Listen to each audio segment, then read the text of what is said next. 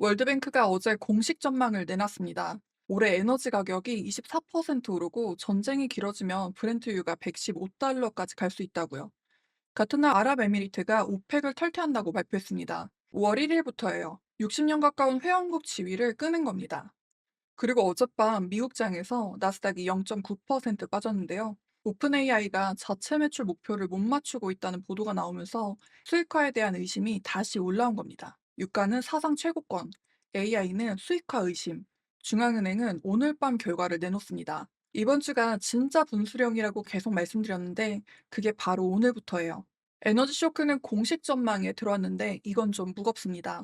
월드뱅크가 어제 반기 상품 시장 전망을 발표했죠. 2026년 에너지 가격이 24% 오를 수 있다고 봤습니다.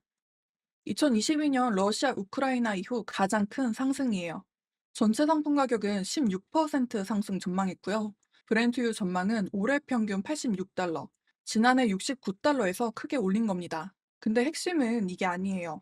전쟁이 길어지고 에너지 시설 피해가 커지면 브렌트가 115달러까지 갈 수 있다는 시나리오를 같이 제시했어요. 비료 가격은 31%, 요소 비료는 60% 상승 전망입니다. 에너지가 비료를 올리고 비료가 식량 가격을 올리고 식량이 개도국 물가를 밀어올리는 구조입니다. 월드뱅크가 이번 보고서에서 숫자까지 제시한 거예요. 지정학 충격으로 유가가 10% 오르면 천연가스가 7%, 비료가 5% 넘게 따라오르는데 이게 약 1년 뒤에 식량 가격으로 들어온다고요. 지금 유가가 연초 대비 50% 넘게 올랐으니까 이 전이 규모가 어마어마한 거예요.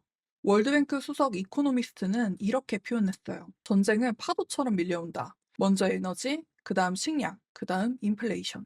제가 이 채널에서 계속 말씀드렸던 게 기름값이 물가를 올리고 물가가 금리를 묶고 금리가 성장주를 누른다는 연결고리였잖아요.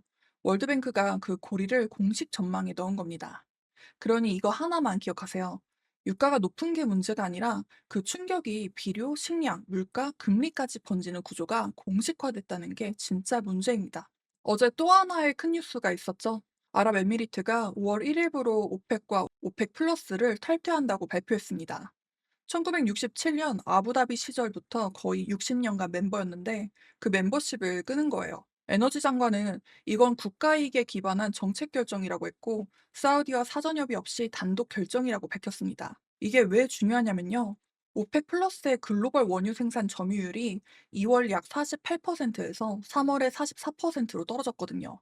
여기서 하루 480만 배럴 생산 능력을 가진 아랍에미리트가 빠지면 오펙의 공급 통제력이 더 약해지는 겁니다. 다만 장관은 호르무즈 때문에 단기 시장 영향은 크지 않을 것이라고도 했어요. 네, 맞아요. 지금은 어차피 배가 못 다니니까 생산을 늘려도 수출이 안 됩니다.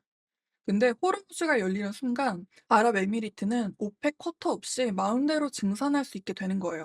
그러면 오펙이 감산 결정을 해도 아랍에미리트가 역으로 증산해서 가격을 깨트릴 수 있는 구조가 되는 거죠. 사우디 입장에서는 통제력을 잃는 거고 시장 입장에서는 유가 상단이 제한되는 재료가 됩니다. 이건 단기 유가보다 중기 원유 공급 구조의 변화로 해석할 수 있습니다. 유가에서 시장으로 넘어가 볼게요. 어젯밤 미국장에서 나스닥이 0.9% 하락했어요.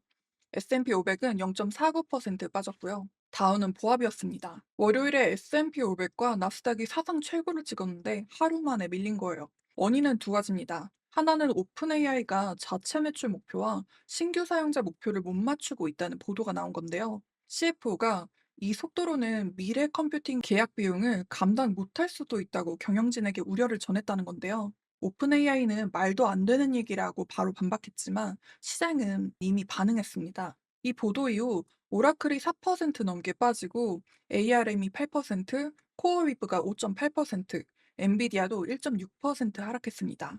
오라클의 부도 위험 지표가 2주 고점을 찍기도 했습니다. 다른 하나는 유가인데요. 브렌트가 111달러까지 올라갔어요. WTI는 100달러를 다시 넘겼고요. 미국 평균 휘발유 가격은 갤런당 4달러 18센트, 2월 말 이후 40% 넘게 올랐습니다. AI와 유가 두 가지가 동시에 시장을 눌렀습니다. 그런데 같은 날 흥미로운 일도 있었어요. 시게이트가 실적 발표 후에 시간외에서 18.65% 올랐습니다. 웨스턴 디지털이 10%, 마이크론이 3%, 샌디스크가 4.4% 올랐습니다.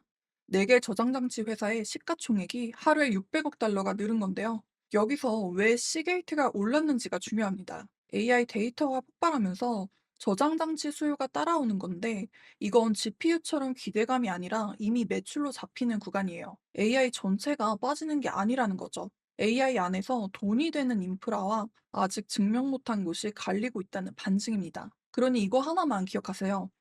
AI 투자는 더 이상 다 같이 오르는 장이 아닙니다. 매출로 증명된 인프라만 버틸 수 있습니다. 제가 시장을 움직이는 숫자들을 매일 정리해드리고 있습니다. 아직 구독 안 하신 분들은 구독 알림 설정해 두시면 내 투자와 연결된 데이터를 확인하실 수 있습니다. 자, 그럼 중앙은행 얘기를 안 할 수가 없어요. 일본은행은 어제 금리를 0.75%로 동결했어요. 근데 9명 중 3명이 1%로 올리자고 주장했습니다. 분명 동결했지만 내부는 매파적이었어요. 성장 전망은 1%에서 0.5%로 절반으로 깎았지만 인플레 전망은 오히려 올렸습니다. 유가 때문이에요. 일본은 에너지 수입 의존도가 높잖아요. 유가가 이 수준에서 유지되면 6월에 인상 가능성이 올라갑니다. 일본 중앙은행이 올리면 엔캐리 트레이드가 청산될 수 있고, 그러면 아시아 위험자산 전체가 흔들립니다.